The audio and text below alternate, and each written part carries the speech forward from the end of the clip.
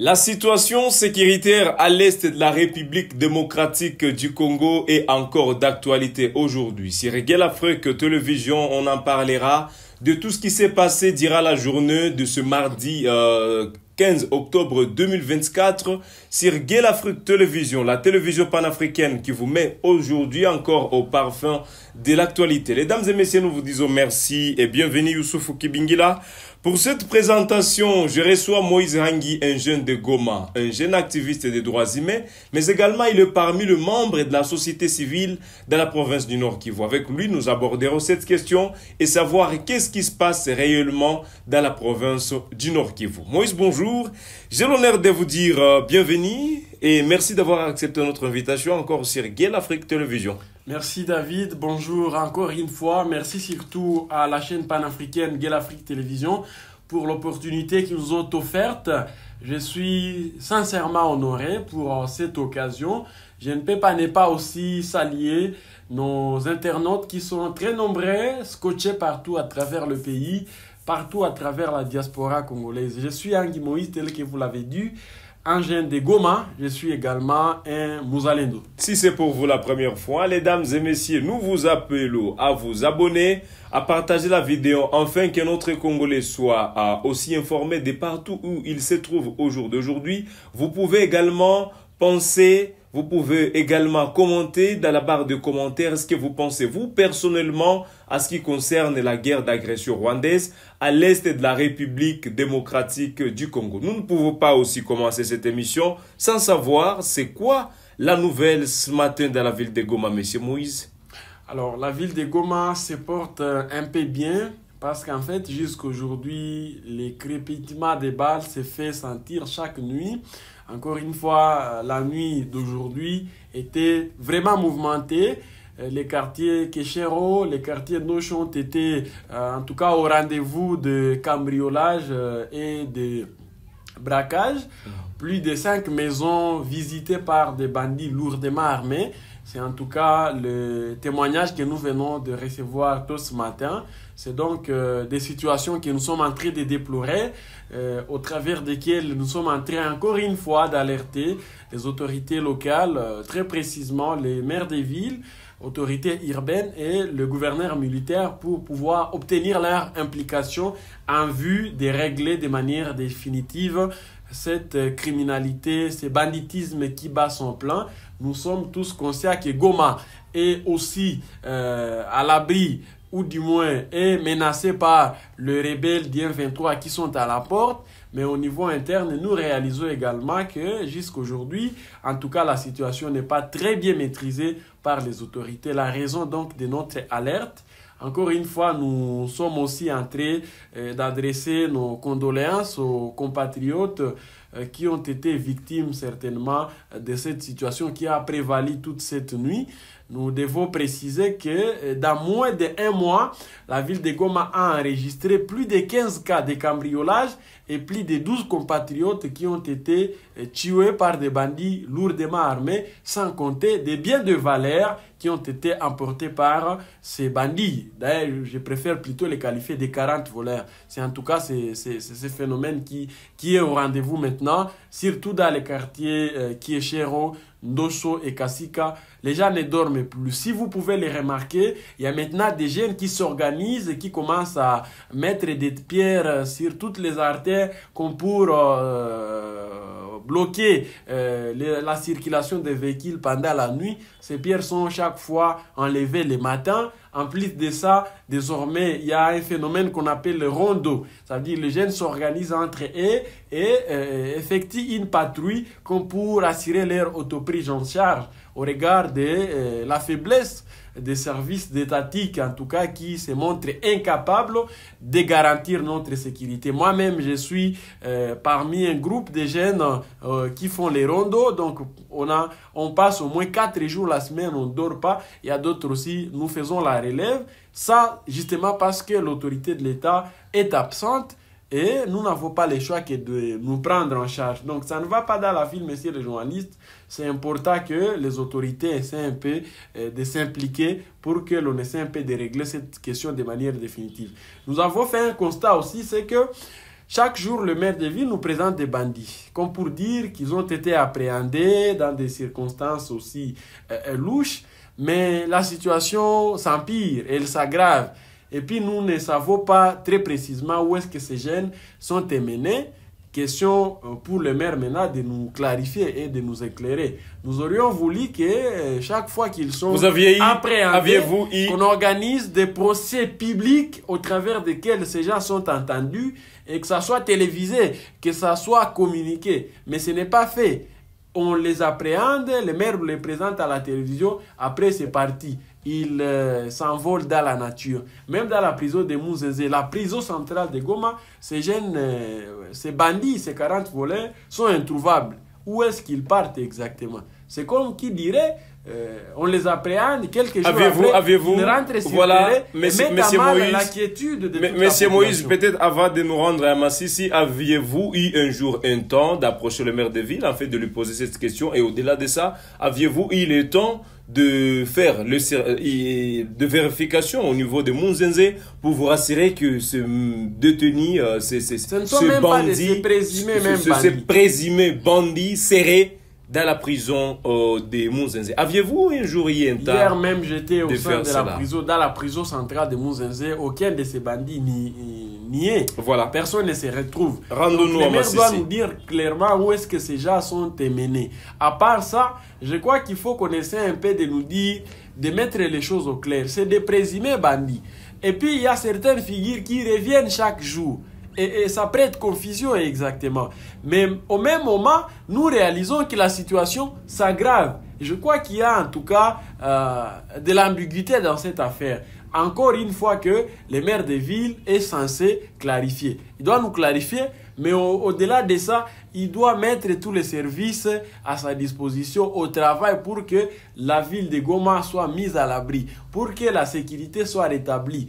Si ce n'est pas le cas, en tout cas, nous pensons qu'il faut qu'il s'assume en tant que tel et qu'il démissionne facilement. Voilà, Monsieur Moïse, rendons-nous à Massissi, s'il vous plaît. Nous l'interpellons en tout cas avec les mots le plus clairs. Monsieur le maire, ça ne va pas en pleine ville. Nous ne dormons plus. Nous ne savons plus à quel sens se vouer. Nous vous invitons à vous impliquer pour régler cette criminalité, cette insécurité qui bat son plaid dans la ville. C'est bon, Monsieur Moïse. Les gens s'organisent en patrouille et délai. Donner 3, 4 ou 5 agents de service de sécurité, 5 policiers ou 5 militaires qui peuvent accompagner ces jeunes qui font les rondes, parce que lorsqu'on est seul, nous n'avons même pas un policier qui nous accompagne, on peut affronter un bandit, un groupe de 40 voleurs et ils vont nous exterminer. Voilà. Si nous sommes accompagnés, ça va aider. Surtout les quartiers Keshero, les quartiers Ndosho et les quartiers Kasika. L'espérance de vie est devenue 24 heures renouvelable. Rendons-nous à Massissi, mesdames et messieurs, la sécurité reste préoccupante. La situation sécuritaire, voulais-je dire, reste préoccupante à l'est de la République démocratique du Congo, dans les territoires de Massissi. Des rites affrontements ont été signalés entre les jeunes résistants Wazalendo, le VDP, volontaire engagé pour la défense de la patrie, qui opposait aux rebelles du M23, c'était aux alentours de la cité de Saké, dans les collines qui surplombent la cité de Saké, a confirmé une source locale. Au-delà de ça, les affrontements qui ont été signalés ont provoqué un déplacement de certaines personnes dans le village qui environne toujours la cité de Saké. Mais au-delà de ça également, comme je voulais un peu l'ajouter, nous avions eu le réel plaisir de recevoir Moïse aujourd'hui pour parler de ce sujet. Qu'est-ce qui s'est réellement passé dans les territoires de Massissi? Comme il est de la société civile, qu'est-ce qu'on peut noter aujourd'hui, Monsieur Moïse, à l'issue de ces affrontements qui ont eu lieu hier dans les territoires de Massissi? Les Wazalendo et les M23 se sont bâtis encore hier. Le cessez-le-feu a été vraiment piétiné à l'œil nu. Qu'est-ce qu'il faut noter à ce sujet en titre des résultats ou d'une réponse quelconque face à ces affrontements? Merci. Alors, il faut ici dire que toute la journée d'hier a été tendue dans les territoires de Massissi. Les entités environnant la cité de Ça qui ont été encore au rendez-vous des accrochages entre le jeune Résista Patriote Wazalendo et les rebelles du 1-23. Encore que nous réalisons que ça constitue une violation grave de la mesure portant cesser les faits conclus à Luanda. Ce qui nous arrange ou ce qui nous a émerveillés, c'est la détermination et la prouesse qui a caractérisé les jeunes VDP. C'était en fait une provocation, c'était des attaques des rebelles du 23 qui ont été orientées contre l'opposition des VDP et ces derniers n'ont pas hésité à riposter, à réagir au point certainement de poursuivre les rebelles dans leur coin. Nous voudrions donc attirer l'attention des uns et des autres par rapport à cette énième violation du cessez-le-feu, mais également encourager les Wazalendo, les vrais Wazalendo, parce qu'il y en a aussi des faux qui servent l'ennemi pour le travail de Tita qu'ils sont en train de faire, pour les sacrifices consentis en faveur de la République démocratique du Congo et de toutes nos terres, parce qu'aujourd'hui, c'est une question de vie ou de mort, la patrie ou la mort. Notre pays est menacé, l'intégrité du territoire national est prise en partie par les étrangers qui veulent balkaniser notre province. La raison pour laquelle nous devons toujours nous liguer derrière la cause nationale. Et c'est exactement ce que le VDP ont fait dans les territoires de Massissi. Les personnes qui font aujourd'hui partie de la société civile ou les membres de la société civile dans la province du Nord Kivu, entendre parler les processus de Luanda au niveau de Luanda, c'est vraiment respecté sur le papier, mais sur le terrain, en réalité, cela est piétiné en plein soleil. Vous, en tant que la société civile, quelle analyse vous portez également à cette situation qui se présente telle qu'elle? Alors, c'est déjà une démarche qui est caractérisée par l'hypocrisie et la malignité entre les acteurs, très précisément de la part du Rwanda, qui est en train d'opérer toujours sur les sols congolais alors qu'il prend part au pourparlers qui se passe à Luanda. En principe, le président Kagame devrait instruire à ces éléments d'arrêter les accrochages, les affrontements, parce que nous sommes dans un processus de discussion, ce qui n'est pas le cas. Donc pour nous, c'est une énième violation des résolutions du cessez-le-feu et du processus de Luanda qui devrait interpeller, qui devrait attirer l'attention du président angolais Joao Lorenzo, médiateur du processus de Luanda, qui doit prendre maintenant des mesures conséquentes. Lorsqu'il y a une partie prenante à un processus qui viole ses engagements, mais il faut les contraindre. Il faut effectivement l'opposer à ses engagements pour qu'il essaie un peu de se ressaisir. C'est de ça que nous entendons de la part du facilitateur. En plus de ça, nous restons toujours dubitatifs et pessimistes, je dirais même négativistes par rapport à ce processus, parce que depuis qu'il a été annoncé, nous remarquons toujours des violations et l'hypocrisie qui caractérise le président Kagame, représenté à Luanda par son ministre des Affaires étrangères. Raison pour laquelle nous sommes en train de proposer, de suggérer au gouvernement congolais d'investir plus sur le front militaire, d'équilibrer les deux approches militaires et diplomatiques, et de faire l'inverse. Lorsqu'on essaie un peu de déséquilibrer la balance, on privilégie la diplomatie au détriment des affrontements ou au détriment du terrain, ça cause problème parce que déjà, nous serons contrés par l'adversaire et nous serons obligés de respecter son cahier des charges ou ses alibis. Mais si nous essayons un peu de nous défendre sur le terrain, sur la table de discussion, nous allons imposer notre agenda. Concentrons-nous sur le terrain. Défendons nos terres, comme les Wazalendo le fait. Kinshasa doit ordonner aux militaires FARDC de se joindre au VDP. Ordonner aux militaires de la SADC de relancer les offensives. Ils ne sont pas venus pour faire le tourisme. Comme ça, lorsque nous allons discuter avec Kigali, il sera obligé de respecter ce que nous voulons. Mais quand nous ne nous battons pas, croyez-moi, nous risquons d'aller vers les négociations directes avec Kagame.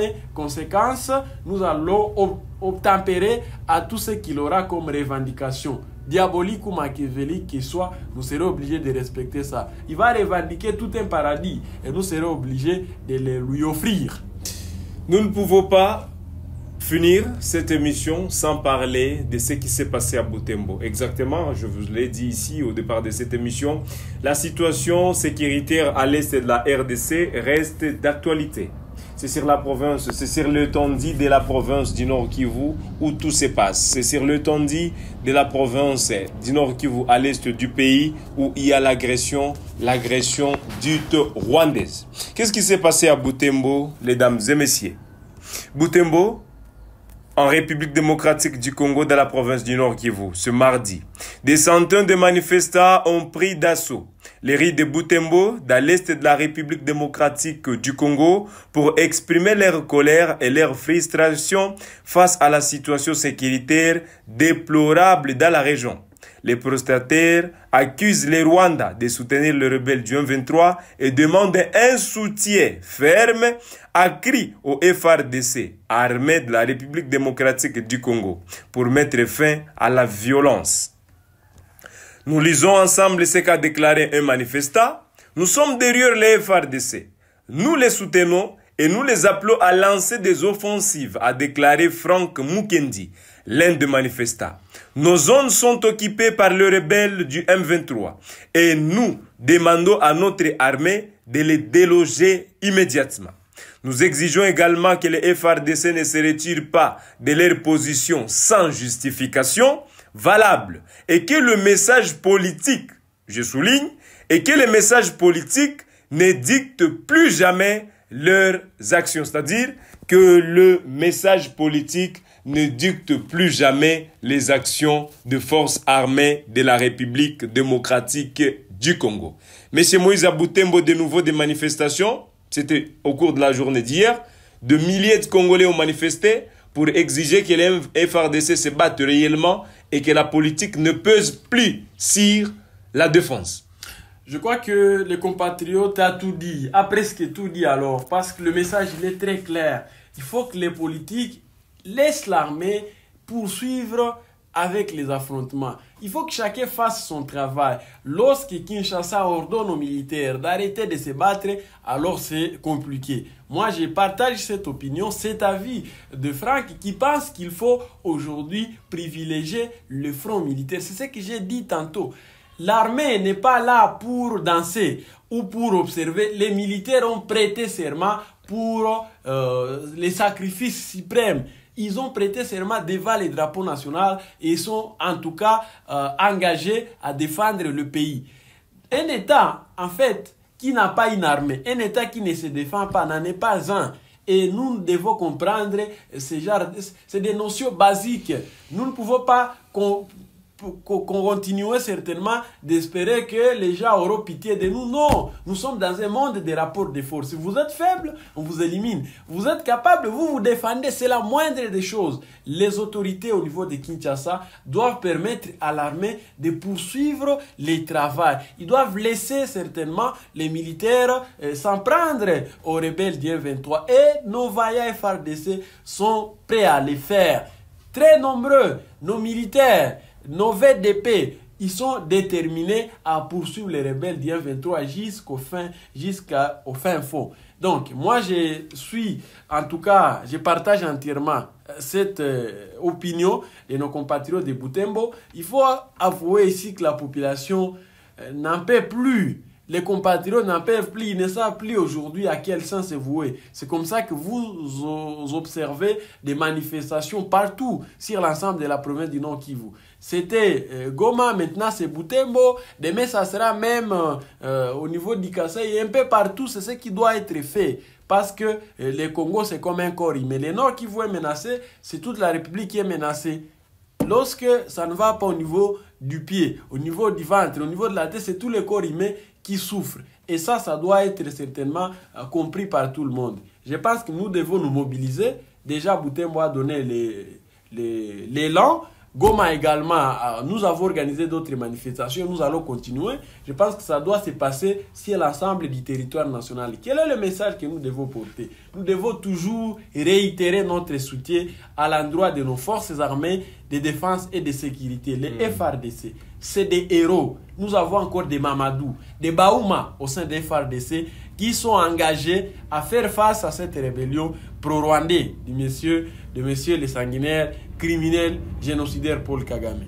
Nous devons réitérer notre message relatif à la mobilisation nationale.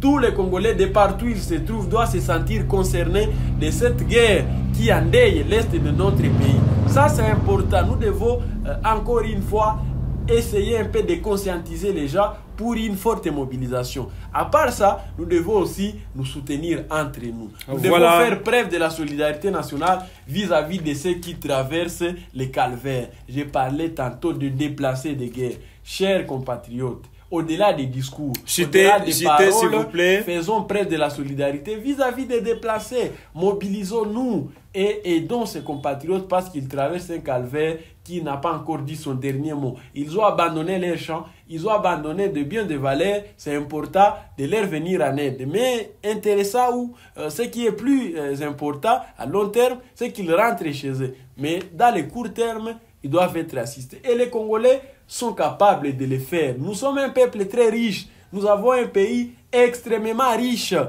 Et nous devons donc nous comporter comme aussi un peuple solidaire. Mesdames et messieurs, nous sommes à la fin de cette émission sur Gueule Afrique Télévision, la télévision panafricaine au cœur des investigations. Vous avez le droit de mentionner ce que vous pensez vis-à-vis de la guerre à l'est de la République démocratique du Congo. Et c'est dans la barre des commentaires où vous pourriez le faire. Vous pouvez aussi vous abonner si c'est pour la première fois pour vous de suivre la télévision panafricaine. Vous pouvez également partager la vidéo afin que notre Congolais soit informé de tout ce qui se passe à l'est de la République démocratique du Congo. Nous sommes à la fin de cette émission. Nous disons merci à M. Moïse d'avoir accepté notre invitation et nous vous souhaitons une bonne journée et un bon mercredi. Merci David, merci sincèrement à Gueule Afrique pour cette opportunité. Très chers compatriotes, je l'ai dit en Swahili, population ya Goma iko na besoin ya ukimya, iko na besoin ya sécurité. Wakuu viongozi wajikaze, waboreshe usalama. Hatulale tena mu quartier za mingi. A part ça, tuna rapele tena kama vile ya Goma inakuwa sous menace ya agression rwandaise. Barebele ya M23 bako kumulango ya Goma, bako a quelques mètres de Sake. Inaomba tupate suluhisho kwa hii shida. Nous rappelons aussi les besoins pour tout Congolais de partout où il nous suit de soutenir les VDP et l'armée qui sont engagés à en découdre une fois pour toutes avec les rebelles du M23. Nous pensons également que les maires de ville vont désormais, avec les concours de l'autorité provinciale, multiplier les efforts en vue de restaurer l'autorité de l'État sur l'ensemble de la ville et de la province du Nord Kivu. Si les maires aussi peut nous aider à clarifier la question de ces jeunes présumés bandits qui sont chaque fois interpellés, qui sont chaque fois appréhendés, mais visiblement nous ne savons pas où est-ce qu'ils sont amenés. Voilà, merci, merci beaucoup. Nous ne les avons pas vus au niveau de la prison centrale de Mouzenzé, encore que jusqu'aujourd'hui, il n'y a pas de procès publics qui sont organisés. Ce que nous souhaitons, nous avons besoin que l'on nous clarifie sur là où ces jeunes sont menés. Voilà, merci beaucoup. Ça fera quelque chose de très intéressant. Soutien aux Azalendo qui sont dans les massifs, foncez, chers compatriotes, au point de déloger les rebelles, même au niveau des roues. Voilà. Nous entendons beaucoup de vous. Avancez, foncez, le peuple est derrière vous, les ancêtres sont derrière vous. Faites de votre mieux pour que la paix soit rétablie dans tout Massissi. Mesdames et messieurs, c'est ainsi que nous vous disons merci. J'étais Youssouf Okibingela David. Je reçois Moïse Rangi, un jeune Mouzalendo, un jeune activiste des droits humains, également un membre de la société civile.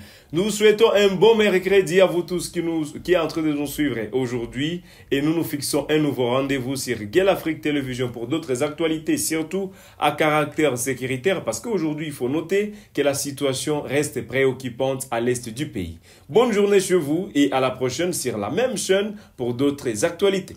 Inch'Allah.